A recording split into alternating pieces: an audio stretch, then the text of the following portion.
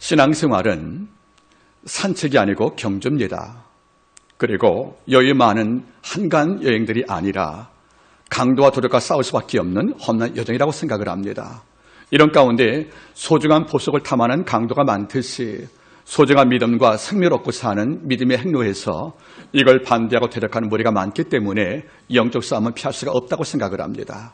그래서 우리가 살아갈 때 영적 싸움에 우리가 실패하면 많은 걸 잃어버리고 많은 걸 파괴를 당할 것인데, 이런 까닭에 한 경건한 사람은 우리에게 이런 말씀을 남겨주지요.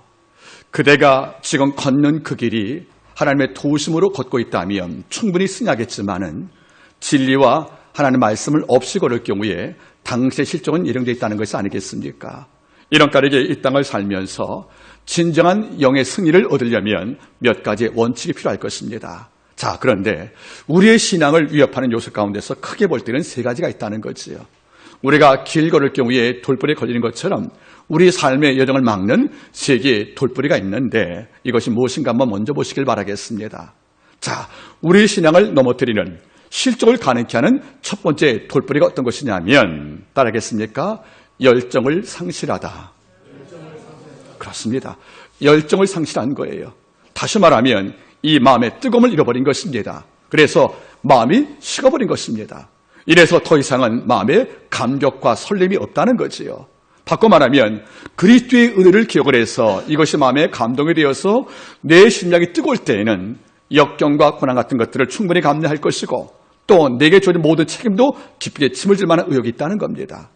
이런데 우리 마음속에 열정이 식어버리면, 즉 은혜가 고갈되어서 열정이 식어버리면 마음은 굳어버리거든요.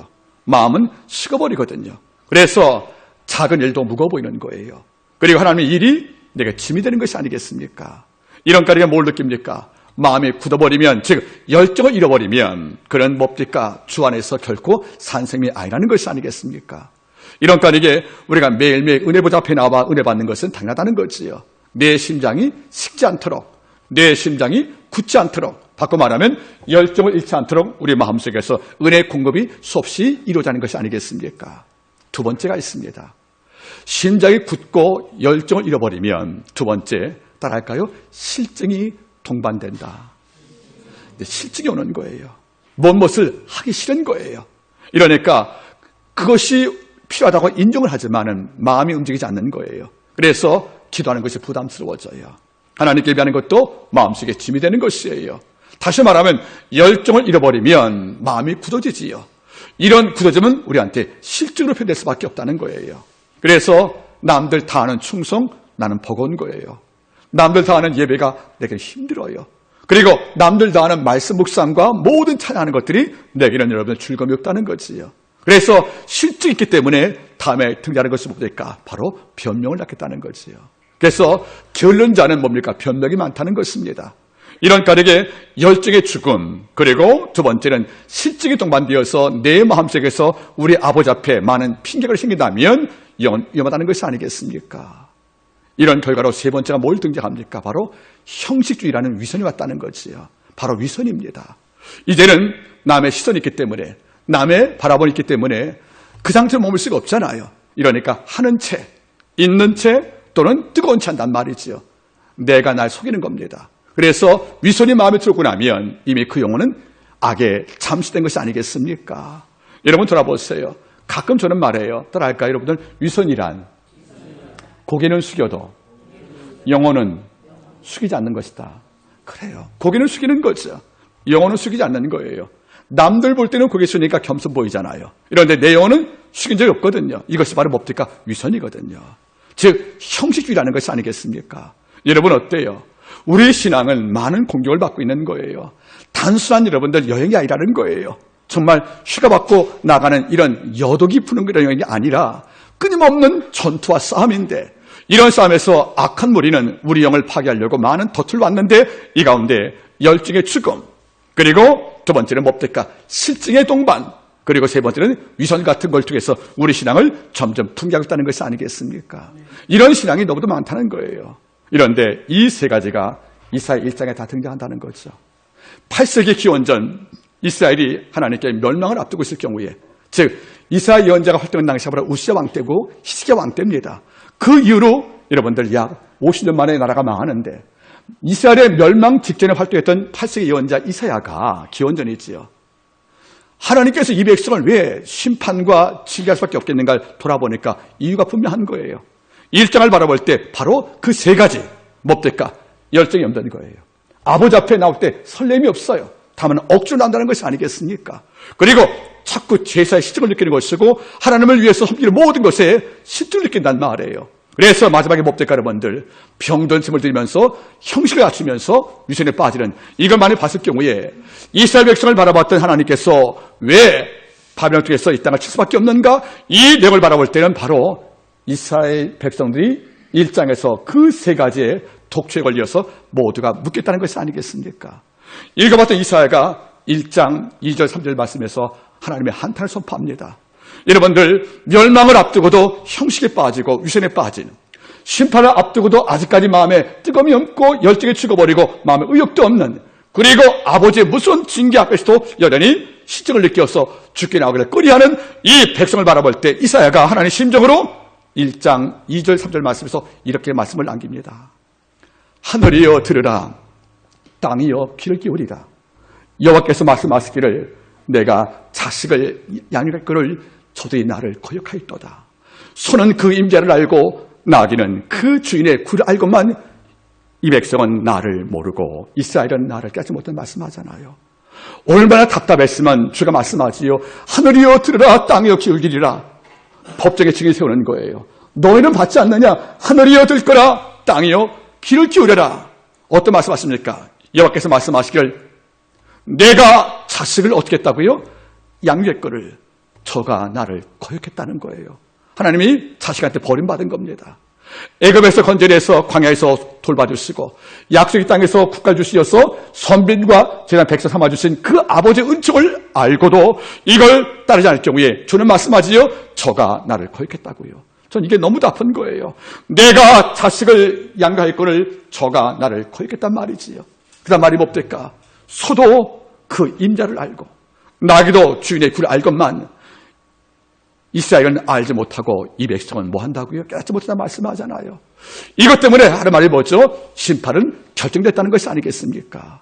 이러니까 만자들 말하는 거죠. 하나님은 참 까다롭다고. 그 잘못이라고 우리에게 이렇게 불친하시다고 말할지 모르겠지만 잊지 마세요. 하나님은 결코 불친한 분이 아니십니다. 우리 시편 30편 5절 말씀을 알잖아요. 그 노염은 잠깐이요, 그 은총은 평생이라고요. 우리 아버지가 나한테 화내는 것은 오래 걸리지 않아요. 우리가 마음만 바꾸면 하나님은 우리의 모든 허물 다 잊어버리시고 우리 앞에 더 큰 복으로 평생 할 것인데 우리는 이것을 모르고 산다는 것이 아니겠습니까? 저는 그래요, 여러분들. 이 땅에서 여러분들 가정을 부양하려고 우리 가장들 상사 비유 맞추잖아요. 이 땅을 살면서 여러분들 내 가족을 살려고 비유도 맞추면서 하나님 비유 하나 못 맞추십니까, 여러분들? 우리한테 많은 복을 준비하시고 붓길 기뻐하시고 설사 내가 너한테 화내도 내 도움은 잠깐이고 내 은총은 평생인데 이렇게 아버지 앞에 비유도 모르고 사는 것인가 볼 때마다 마음이 아프다는 것이에요. 여러분 어때요? 하나님 비유도 맞추십니까, 여러분들? 하나님은 지금 양수에 뭘 잡으셨습니까? 내가 설사 지금은 분노했지만 내 은총은 더 길다는 거예요. 그래서 뭐 하나님 말하지 않습니까? 저녁에는 울음이 기숙할지라도 아침에는 기쁘게 만드셨다는 것이 아니겠어요? 그 결과 30편 11절 말씀, 내 슬픈 변화에 춤이 되게 만들 것이고 우리의 배옷을 다 벗기시오 기쁨을 뛸 뛰시는 이런 여호와께서 지금도 내 곁에 와 계시오 날 부르고 있는데 우리는 꿈쩍 담고 있다는 거지요. 여러분들 사람도 비유 맞추면 기뻐하잖아요. 하나님께 그걸 한번 맞춰드리겠습니까? 지금도 아버지가 말씀하는 겁니다. 얘야 내가 화났지만 그 노염은 잠깐이야. 원문은 뭐지 않습니까? 하루라는 거야, 하루. 내 분노는 하루밖에 안 된대요. 내 은총은 평생이래요.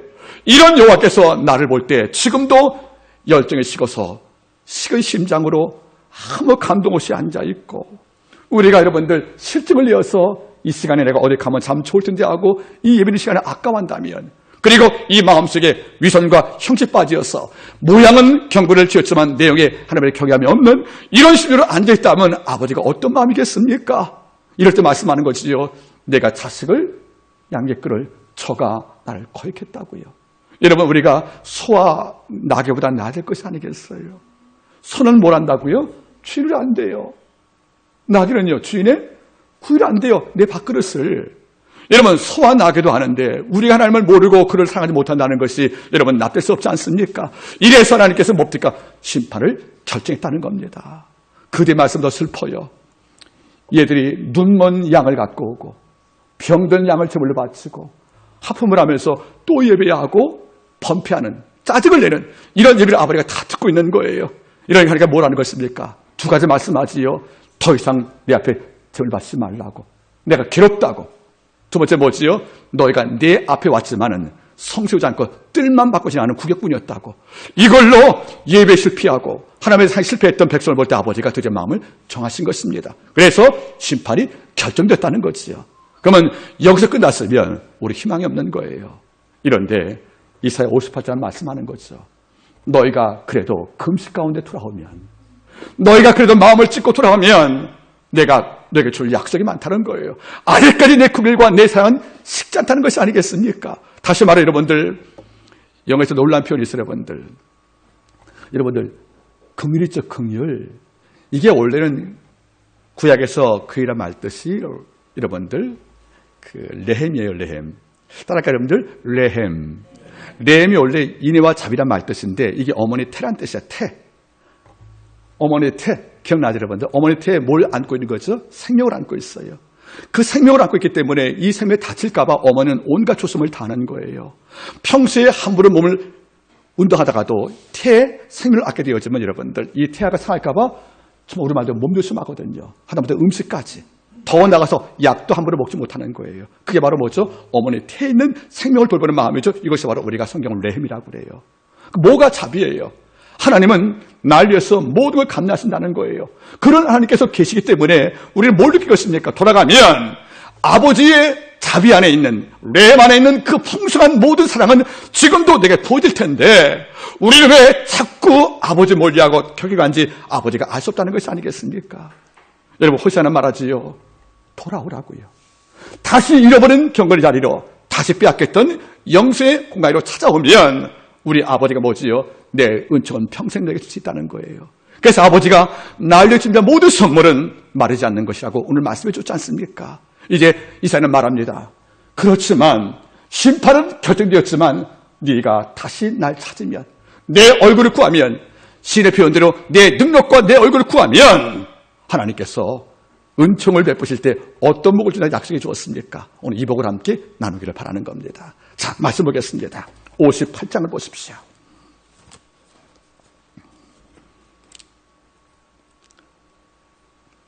8절.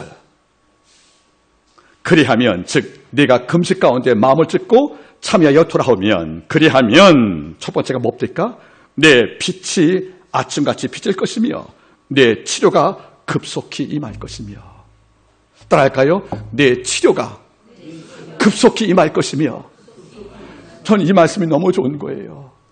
죄를 진 자가 병도 걸리기도 할 것이고 또 몸을 아끼지 못하여 몸이 상할 수 있겠지만은 병의 이유와 상관이 없이 네가 내 앞에 들어가면 라파이신 야훼의 권능을 통하여 너를 고치는 내 권능이 내 삶에 임재해서 내 치료가 어떻게 해요? 급속히 만다는 말 무슨 말이겠습니까? 완치를 주시기 위해서 아버지가 바쁘게 한다는 것이 아니겠습니까? 잊지 마세요.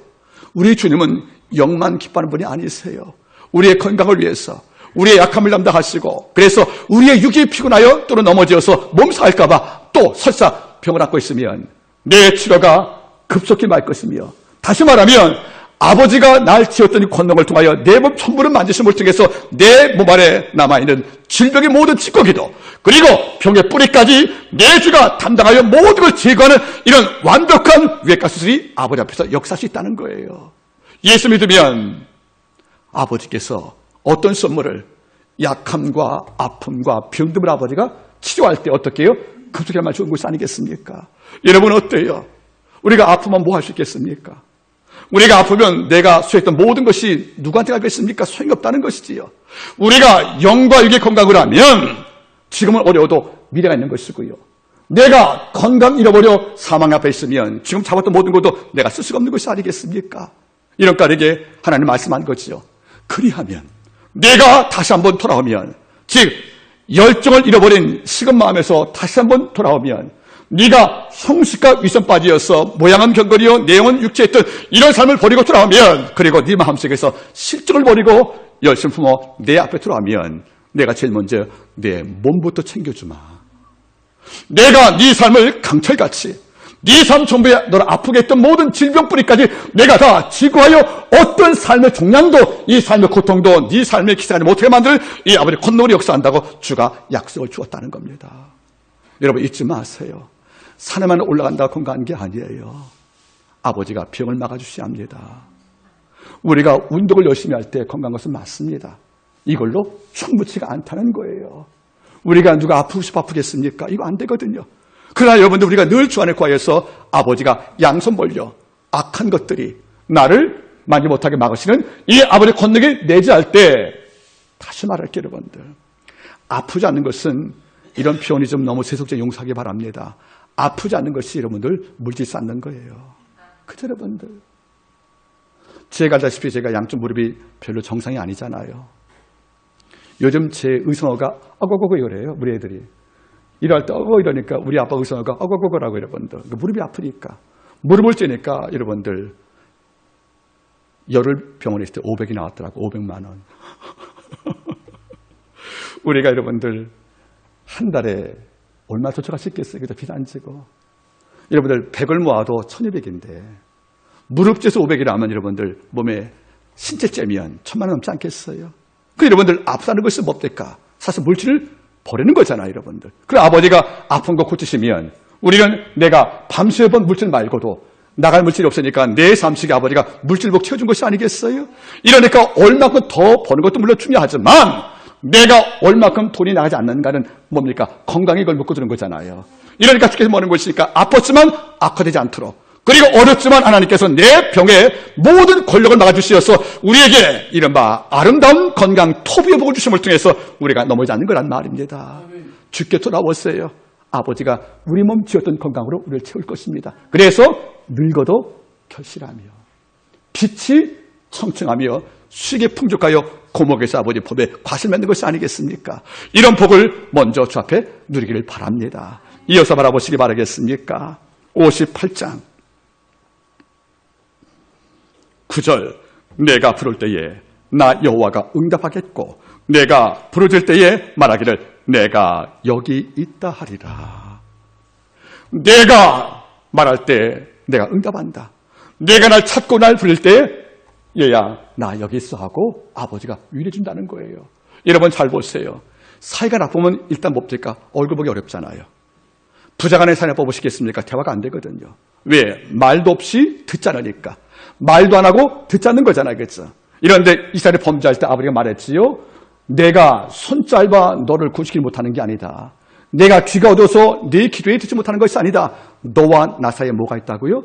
죄가 있어서 아버지가 듣지 못하는 것이 아니겠습니까? 그러면 이스라엘이 외치고도 하나님께 반응받지 못하는 것은 뭐죠? 기도 전에 죄라는 엄청난 담이 기도의 모든 몫을 담긴 거지 않습니까? 이럴 때 돌아오면, 네가 내 앞에 죄를 허물고 맑은 영으로 돌아오면 네가 날 부를 때에 내가 리스판스 응답할 것이고, 네가 이끌어 통과하면 내게 도움을 구할 때 주는 말하는 거죠. 너 혼자이다. 내가 여기 있다리라. 여러분 저는 많이 느껴요. 저도 아이를 둘 키워봤지만 지금은 다 커서 이제 뭐 친구처럼 지내지만은 얘를 아기 때에 아플 때 여러분들, 밤에 경기하고 아플 때 여러분들 놀라면 가서 툭툭 쳐주거든요. 아빠 여기 있어, 엄마 여기 있어. 그럼 그걸 듣고 자는 거예요. 내가 여기 있단 말이 뭐죠? I am with you. 내가 네 곁에 있다는 거잖아요. 우리 아버지가 내 곁에 있으면 엄청난 방파제예요. 그래서 해일이 올 수가 없는 거죠. 우리 아버지가 내 곁에 나 여기 있다 말씀하시면 그 아버지의 방벽을 뚫고 들어오시면 어떤 악과 걸리기 없다는 겁니다. 내가 여기 있다리. 이걸로 충분치 않습니까? 이것이 내가 뭐랍니까? 임마 뇌린 거예요. 아버지가 내 곁에 계신 거예요. 이 땅 최고의 권력자가, 이 땅 모든 걸 명령할 창조주의 권세가 내가 네 곁에 있으니까 염려 말라고 아버지가 안심을 줬다면 우리 마음속에 두려움 없잖아요. 여러분 잊지 마십시오. 내 가는 길이 사막이라도, 내 가는 길이 산길 강물의 깊은 곳이라도 나 여호와가 너와 함께하여 불꽃이 너를 살지 못할 것이며 물이 너를 침몰치 못할 거라고요. 왜 그래요?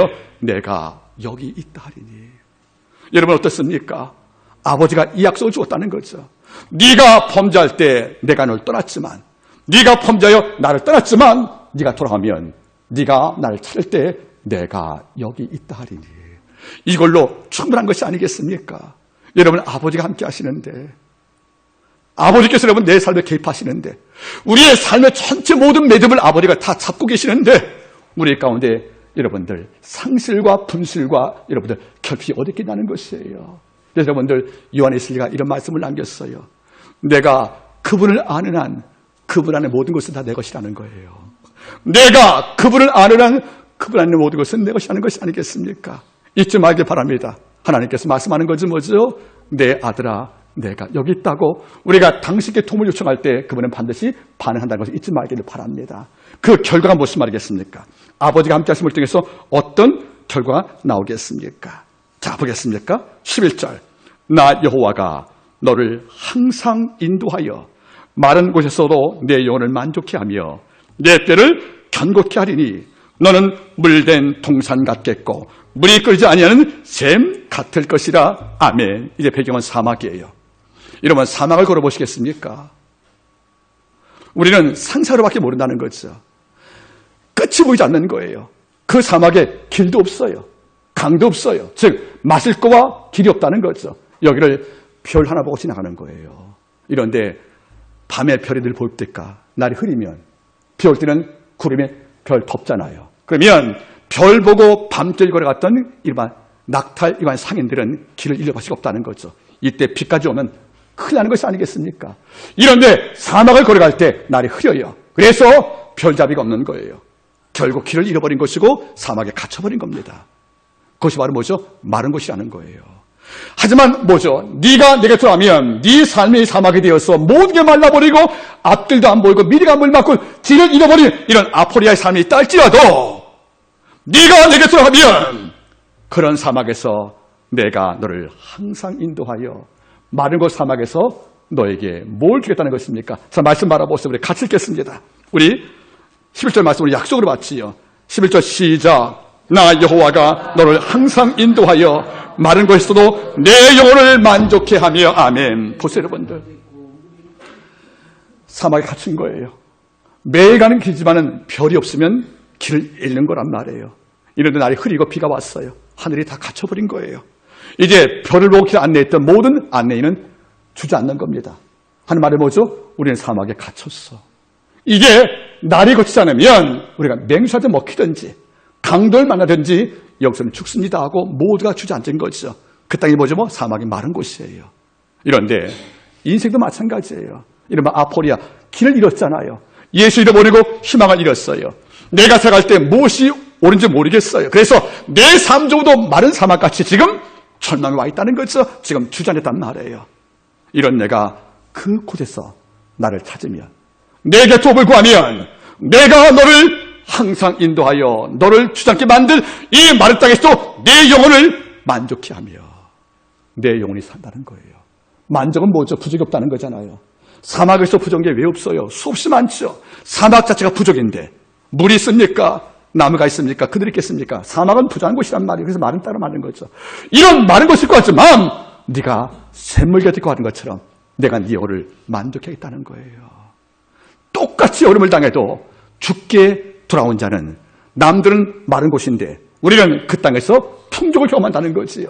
너희가 고통을 당하고 너희가 빼앗기지만 우리는 오히려 웃고 우리는 넘치는 이 아버지가 만족의 복도 아버지 약속을 주었다면 우리가 모든 곳에 만족을 주신 그분을 붙잡는 것이 마땅하지 않겠습니까? 여러분 돌아보세요. 저는 가끔 다윗 볼 때마다 놀랄 때가 있는 거예요. 정말 아들 압살롬이 반란 일으켜서 쫓김을 당했잖아요. 그때 다윗이 가장 어려운 게 뭔지 아십니까? 다윗이 권력의 보좌에 있을 때에는 다윗 곁에 수많은 신하가 있었고 그를 기뢰했던 제장들이 많이 있었어요. 제장들이 다윗에게 하나님의 음성을 들려주게 됐고 많은 군사가 그를 지켜주었거든요. 이런데 권력의 추가 앞에 넘어가니까 날 위에 기뢰했던 여호와의 종들 제장들이 다 떠나고 둘만 남았어요. 아히멜렉과 사독밖에 안 남았어요. 놀란 다윗이 애복 갖고 오라고 이거 갖고 도망치는 거예요. 여러분 그 당시에 제사장 여러분들 약 1000명이 넘었어요. 24반열이니까 그죠. 1000명 넘기기 위해서 다윗 따라온 자가 둘밖에 없다는 것은 뭐죠? 영적 권력도 빼앗긴 거란 말이에요. 그렇죠? 그러면 남들 볼 때 뭡니까? 제 장까지 다 해버렸네? 정말 마른 곳 아니겠어요, 여러분들?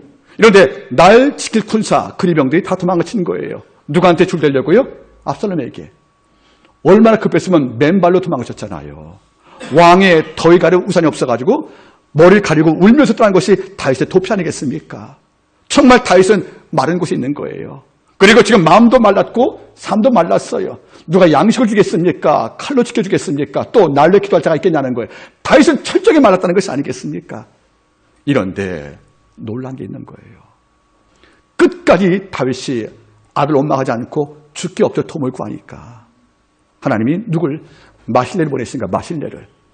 마실레가 와서 다윗에 없었던 볶은곡식과 물과 침상과 물, 생수 갖고 와서 다 대접을 하거든요. 이걸 먹으면서 다윗은 뭘 느낍니까? 마른 것을 건 나에게 아버지가 쪽집을 난 피를 안겠어 아버지가 만족을 주었거든요. 이러니까 다윗이 너무 고마워서 그때 고백한 시가 뭐죠? 시편 23편.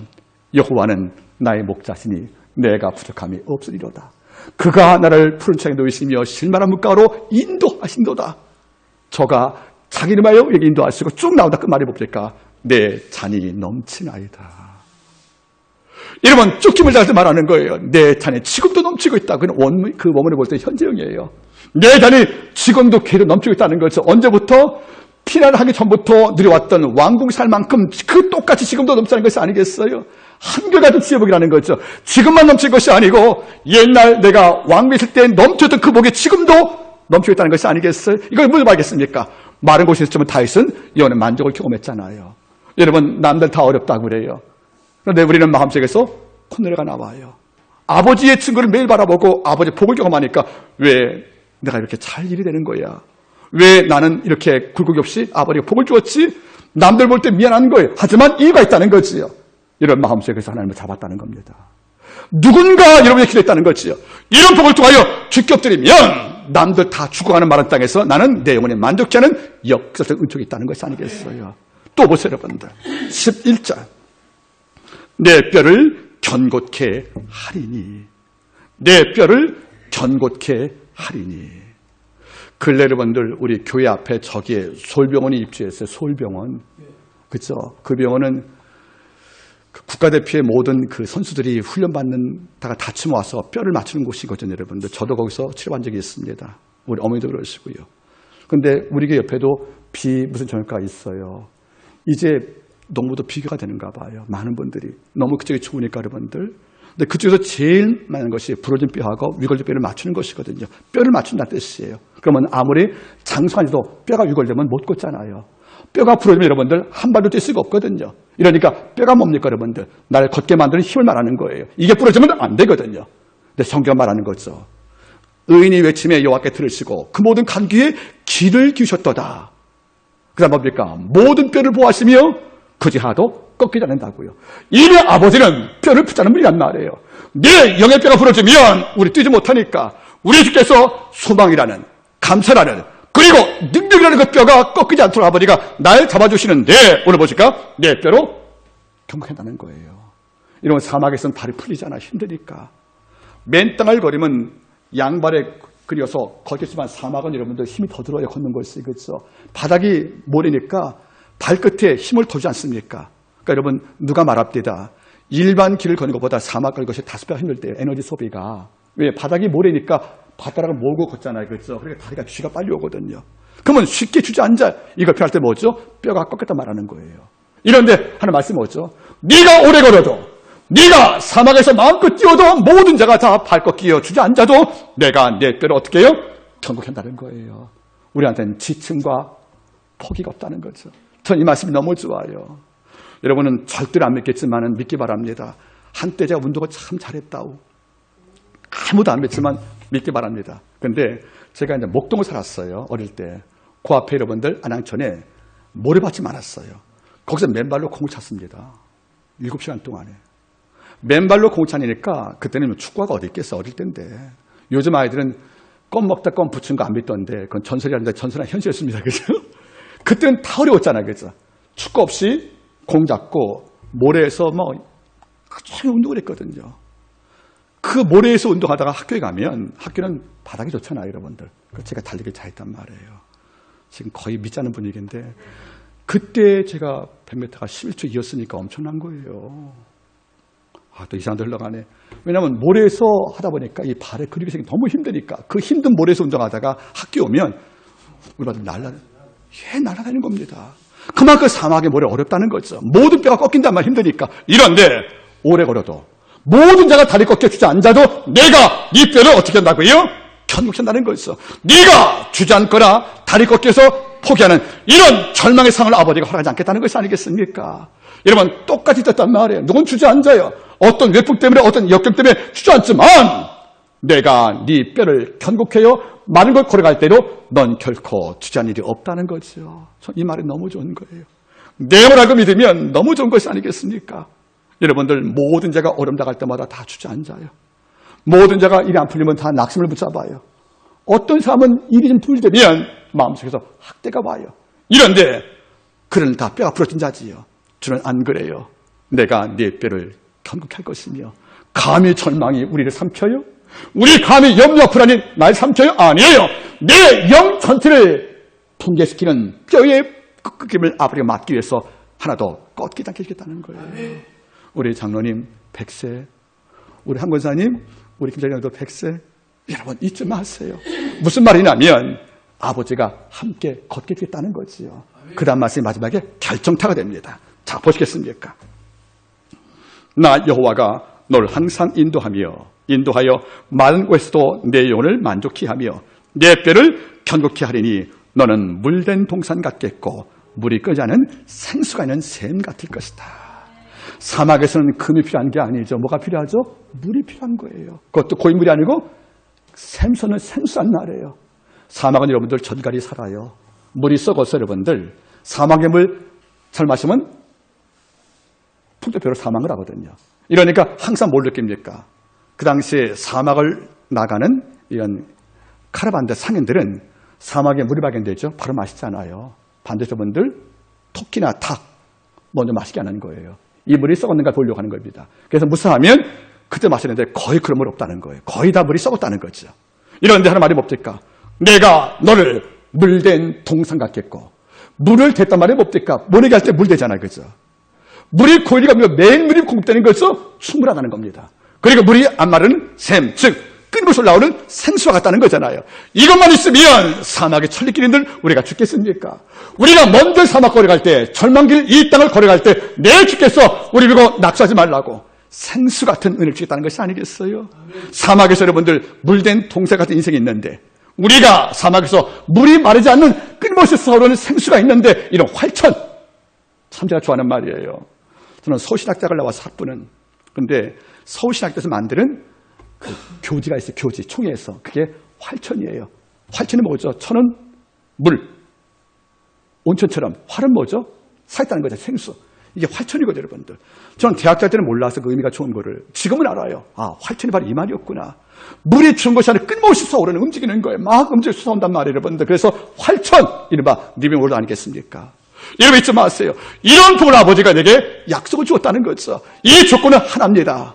그리하면 즉 내가 금식 가운데 죄를 버리고 내게 돌아가면 나를 너의 문제 해답으로 내가 너 잃어버린 길에 길로서 네가 날 붙잡고 나에게 도움을 구하면 내가 너에게 물된 동산 같겠고 물이 맞아는 샘 같게 해줄 거라고 아버지가 약속을 주었잖아요. 이런 것을 겸하자가 누굽니까? 광야 40년간 모세와 백성 아니겠습니까? 광야 40년간 우물 판 적 없거든요. 반석 쪽에서 먹었다는 거죠. 이삭과 아브라함은 우물을 팠습니다. 그렇죠? 이런데 광야 40년 우물을 팠습니까? 아니죠. 어릴 때마다 아버지가 반석을 치겠다는 거죠. 반석이 생수통이 된 것이 아니겠습니까? 우리 아버지가 물된 동산 같기 때문에 우리 인생이 그리고 말지 않는 활천 같다는 것이 아니겠습니까? 이것만 있으면 여러분들 사막 걸어갈 용기 있잖아요. 지금 우리가 어려운 것은 이거예요. 희망을 잃어버린 거란 말이에요. 내 삶이 너무 말라버려서 여러분들 내 미래가 나아질까? 여기 우리가 상처받는 것이 아니겠어요? 하지만 낙심하지 말란 말이에요. 우리가 안 가본 미래 아버지의 계획 가운데 포함되어 있다는 겁니다. 우리가 아직 발 안 디는 내년의 인생을 아버님이 설계하고 있다는 것이 아니겠습니까? 지금 내가 주 붙잡고 하나님께 돌아오면 그 불투명했던 미래가 이 아버지가 물된 동산같이 만들겠다는 거예요. 물된 동산이 있으면 낙타도 일꾼도 나도 마시기에 천리병이를 더갈 만한 의지가 있다는 것이 아니겠어요? 우리 아버지가 내 인생을 물된 동산같이 활천같이 아버지가 약속을 주었다면 우리는 하나밖에 안 남았다는 겁니다. 나를 떠나서는 너희가 아무것도 할 수 없다는 거예요. 내가 온 것은 양으로 생명을 얻게 하고 더 풍성하게 하려 10장 10절 말씀해 주었잖아요. 전 여러분이 잘 살기를 바랍니다. 저는 기복주의가 아니지만 복은 제가 강조한 이유가 있습니다. 왠지 아십니까? 안식일 날도 아버지가 뭡니까? 여호와께서 안식일을 기억하여 거룩히 지키라. 내가 이 날을 복되게 하였고 말씀해 줬잖아요. 여러분들 복을 받았으면 참 좋겠습니다. 어떤 상수한 복이 아니라 신령한 복을 많이 받고 내 삶 정비에서 아버지가 어려움당할 때 내 뼈도 지켜주시고 사막에서 내 영혼을 아버지가 만족해 할 것이고 더 나아가서 뭡니까? 모두가 물이 없어 넘어지고 모두가 썩을 마시고 사망할 때 나만큼은 활천과 생수 그리고 아버지가 물된 동산 되어서 끊임없이 물이 공급되는 이런 생수에도 공급되어서 우리가 천일 뛰어도 피곤치 않은 천일마처럼 살아가는 것이 우리 인생이라면 그 약속을 아버지가 우리에게 허락했다는 겁니다. 말씀을 맺겠습니다. 너는 물된 동산 같겠고 이 말씀은 약속입니다. 그리고 아버지가 친히 말씀하신 언약입니다. 이걸 받고 올 한 해 이번 주에 승리하시기를 제 이름으로 축복합니다. 기도하겠습니다.